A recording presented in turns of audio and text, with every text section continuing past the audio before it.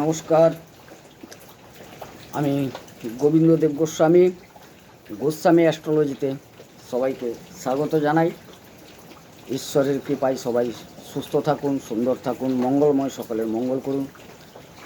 আজকের যে আলোচনার বিষয় সেটা হচ্ছে চন্দ্র সংক্রান্ত।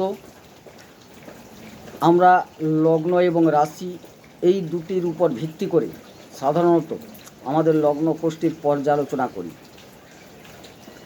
লগ্নে যে গ্রহ বসে থাকে বা যে রাশিতে লগ্নটি হয় তার উপর ভিত্তি করে গণনা করা হয়, সেটা অহরহ পরিবর্তনশীল, কিন্তু রাশি সেটাই হবে যেখানে লগ্ন কোষ্ঠীতে চন্দ্র বসবে।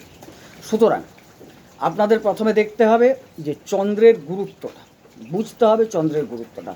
প্রত্যেকটি মানুষের জীবনে চন্দ্রের একটা অপরিসীম ভূমিকা আছে। চন্দ্র হচ্ছে মনের কারক গ্রহ। মানুষের মন অহরহ পরিবর্তনশীল। সুতরাং আপনি যদি আপনার মনটাকে সঠিক জায়গায় আনতে পারেন, অর্থাৎ চন্দ্রটাকে ঠিক রাখতে পারেন, অতি অবশ্যই আপনি কিন্তু সেখান থেকে সুফল পাবেন। মন যদি আপনার ভালো না থাকে তাইলে কোনো কিছুতেই আপনি আপনার মনকে নিয়োজিত করতে পারবেন না এবং সর্বক্ষেত্রে আপনি কিন্তু পশ্চাৎ দিকে এগিয়ে যাবেন, অর্থাৎ আপনার পশ্চাৎ অপসারণ হবে। সুতরাং মানব জীবনে চন্দ্রের একটি ভূমিকা অতি গুরুত্বপূর্ণ। সেই কারণে আজকে আমি আপনাদের কাছে চন্দ্রের একটি কবচ পাঠ করব। যাদের চন্দ্র দুর্বল বা চন্দ্র পীড়িত তাদের ক্ষেত্রে এই চন্দ্রের কবচটি অতি গুরুত্বপূর্ণ এবং প্রত্যেকটি মানুষের কাছে চন্দ্রের এই কবচটি খুব গুরুত্বপূর্ণ হবে। কারণ আমরা রাহু, কেতু, শনিকে ভয় করি, এটা আমাদের একটা চিরাচরিত যেন হয়ে দাঁড়িয়েছে। কিন্তু মানুষের যদি চন্দ্র খারাপ থাকে তাইলে কিন্তু তার পুরোটাই খারাপ। সুতরাং চন্দ্রকে ঠিক করতে হলে, চন্দ্রকে সন্তুষ্ট করতে হলে আপনাকে অবশ্যই এই কবচটি শোনার দরকার আছে।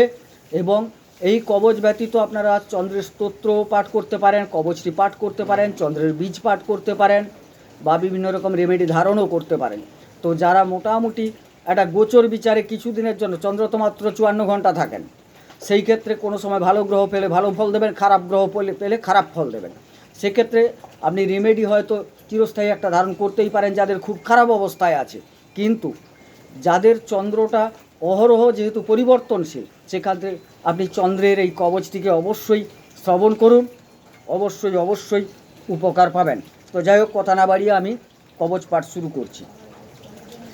অথ চন্দ্র কবচম ঈশ্বর উবাচ শ্রীণুদেবী মহাতত্যং সোমস্য কবচং শুভম যস্য প্রপঠনাদ্দেবী সোমরিষ্টং প্রণশ্যতি অস্য শ্রীসোমকবচস্য অত্রিঋষিরনুষ্ঠুপ ছন্দো শ্রীসোমদেবতা সোমরিষ্টশান্ত্যর্থং জপে বিনিয়োগঃ কং খং গং ঘং উয়ং পাতু হৃদয়ং যামিনীপতি চং ছং জং ঝং ইয়ং পাতু মস্তকং মেত্রিনেত্রজ টং ঠং ডং ঢং নং পাতু শিখাং চ তাপহামম টং থং দং ধং নং শিখাং ম্যাম মৃগাঙ্ক শ্বেত পদ্মভৃত পং ফং বং ভং মং পাতু নেত্রে মে রোহিণীপতি জং রং লং বং সং সং সং হং সর্বাঙ্গং পাতু চন্দ্রমা কবচং দ্বিজরাজস্য কোথিতং বীরবন্দিতে যস্য প্রপঠনাদ্দেবী সর্বরিষ্টং বিনশ্যতি কর্পূর চন্দনৈর্যুক্তং কৃত্বা ভুর্জে বরাননে ক্ষিরিকা মূল সংযুক্তং রৌপ্যস্থং ধারয়েৎ যদি সর্বব্যাধি প্রশমনং পুত্রদং ধনদং ভবেৎ সোমবারে মহেশানি কৃত্তোপবসনং মুদা সায়ং সোমং সমভ্যর্চ্য কবচং দিঃ পঠেৎ যদি মাসমধ্যে মহেশানি পুত্রবান স ভবেৎ ধ্রুবম ইদং কবচমজ্ঞাত্বা সোমযাগং করোতি য নিষ্ফলা সা ক্রিয়া তস্য জপ পূজাদিকং বৃথা ইতি শ্রী সাধু সংকলনী তন্ত্রে সোমস্য কবচম। ওং তৎসৎ, ওং তৎসৎ, ওং তৎসৎ। প্রিয় দর্শক যারা আছেন, আপনাদের ইতিপূর্বে চন্দ্র সম্বন্ধে বললাম, আমি এই ভিডিওটাকে খুব ছোট করতে চাইছি। সুতরাং আপনারা যদি এই কবচটি নিয়মিত শ্রবণ করেন, আপনি নিশ্চিতভাবে থাকুন আপনার বিচলিত মন অনেকটা শান্ত হবে, আপনি একাগ্রতাটাকে বৃদ্ধি করতে পারবেন, আপনি যে কাজটার উপর ফোকাস করেছেন সেই ফোকাসটা আপনার কাজে লাগবে। যে ছেলে মেয়েদের মন চঞ্চল, পড়াশোনা করতে পারছে না, তাদের যদি এটা শোনান, তাদের মন আস্তে আস্তে স্থির হবে এবং নির্দিষ্ট বিষয়ের উপর নির্দিষ্টভাবে সেটা পতিত হবে। সুতরাং এই কবচটির গুরুত্ব অপরিসীম। আমি বলবো আপনারা অতি অবশ্যই, চন্দ্র যদি দুর্বল থাকে, পীড়িত থাকে বা খারাপ অবস্থার মধ্যে থাকে, এই কবচটিকে আপনারা নিয়মিত 2 বার শ্রবণ করুন। আর আপনার যদি ক্ষমতা থাকে অবশ্যই চন্দ্রের কবচ ধারণ করতে পারেন।